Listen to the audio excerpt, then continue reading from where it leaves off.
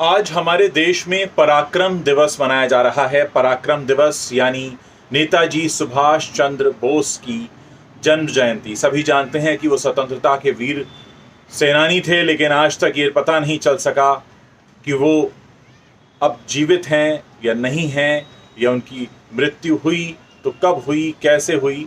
सभी जानते हैं कि नेताजी की मृत्यु एक ऐसा विषय है जिस पर बहुत सारी बहस हुई, बहुत सारी बातें कही गईं, लेकिन सच कभी निकलकर सामने नहीं आ पाया। आज मैं आपको उन 6 पन्नों के बारे में बताने जा रहा हूं जो एक ऐसी किताब के हैं जो नेताजी सुभाष चंद्र बोस पर लिखी गई, लेकिन उन 6 पन्नों को भारत सरकार ने गोपनीय घोषित कर दिया। मैं आपको बताता हूं कि कौन सी वो किताब है और क्या है वो पन्ने और उनमें क्या लिखा गया है।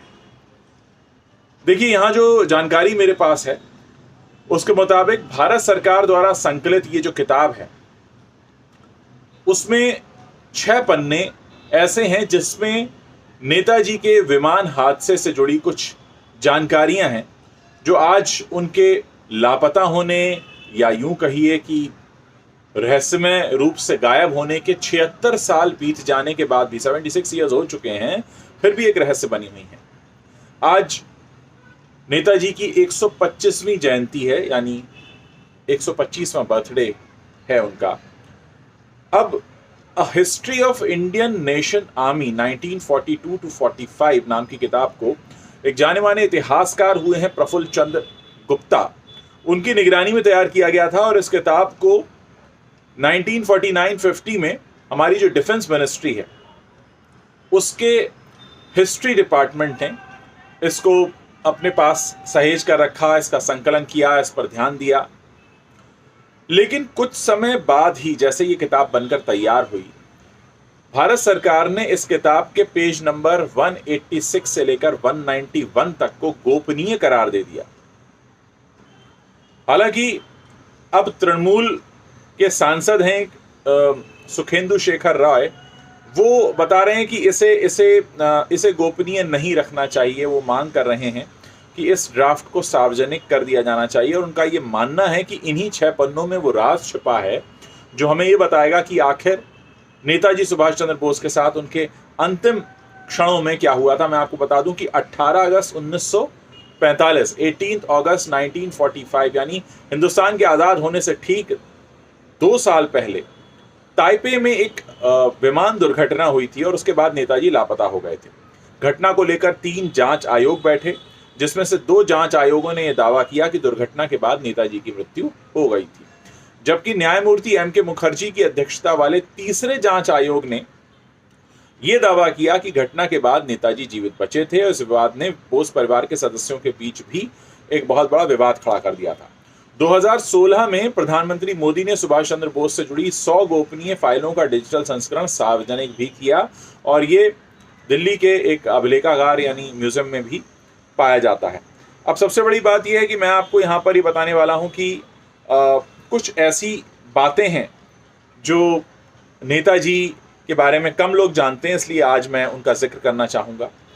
नेताजी सुभाष चंद्र बोस का जन्म हुआ था 23 जनवरी 1897 यानी 1897 को, और इनके जो पेरेंट्स थे, प्रभावती जी और जानकी नाथ, इनके माता पिता, इनके करीब 14 संतानें थीं, जिसमें 6 बेटियां और 8 बेटे थे। और सुभाष चंद्र जी उनकी 9वीं संतान थे और 5वें बेटे थे।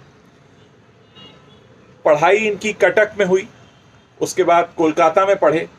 फिर 1920 में उन्होंने इंग्लैंड में सिविल सर्विसेज की परीक्षा पास की, लेकिन आज़ादी का जो जज्बा था, आज़ादी पाने का, उस जज्बे को पूरा करने के लिए, उस सपने को पूरा करने के लिए उन्होंने वो अपनी नौकरी छोड़ दी। और उसके बाद आप सभी जानते हैं कि किस तरह से 1938 में वो राष्ट्रीय कांग्रेस के अध्यक्ष निर्वाचित किए गए। फिर उन्होंने 1937 में अपनी ही सेक्रेटरी और ऑस्ट्रेलियन महिला थी एमिली, उनसे शादी कर ली, और उनकी एक बेटी है अनीता जो जर्मनी में रहती है। नेताजी ने अंग्रेज़ों से भारत को आज़ाद कराने के लिए 21 अक्टूबर 1943 को आज़ाद हिंद सरकार की स्थापना की, और उन्होंने ये सपना देखा आज़ादी का, आज़ाद हिंद फौज का गठन किया। और अपनी फौज के साथ वो 4 जुलाई 1944 को बर्मा पहुंच गए थे। और यहीं पर उन्होंने वो नारा दिया था, आपने सुना होगा, तुम मुझे खून दो मैं तुम्हें आज़ादी दूंगा। ये नेताजी का नारा है जो उन्होंने बर्मा जाकर दिया था, और उस वक्त दिया था जब ये भारत की आज़ादी के लिए संघर्ष कर रहे थे।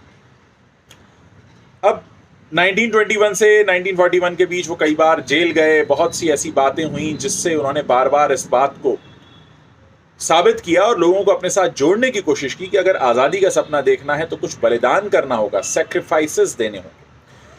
खैर, आज भी नेताजी 18 अगस्त 1945 के बाद कहाँ गए, उनके साथ क्यों, क्या हुआ, क्यों वो सामने नहीं आ सके, क्या वो जीवित थे, क्या वो जीवित नहीं थे, उनके साथ क्या हुआ था, ये आज तक कोई जान नहीं पाया है। और इसको लेकर बहुत सी रिपोर्ट्स बनाई गई, बहुत कुछ कहा गया। खैर, आज का दिन इस बात को सेलिब्रेट करने का है कि अगर हम अपने अंदर पराक्रम को जिंदा रखें तो हम बड़े से बड़ी विजय हासिल कर सकते हैं। तुम मुझे खून दो मैं तुम्हें आज़ादी दूंगा, ऐसा कहने वाले नेताजी सुभाष चंद्र बोस को मैं अपनी तरफ से नमन करता हूं। मैं चाहूंगा कि हमारे देश के जितने भी देशवासी हैं वो उनके बलिदान को आज के दिन याद रखें।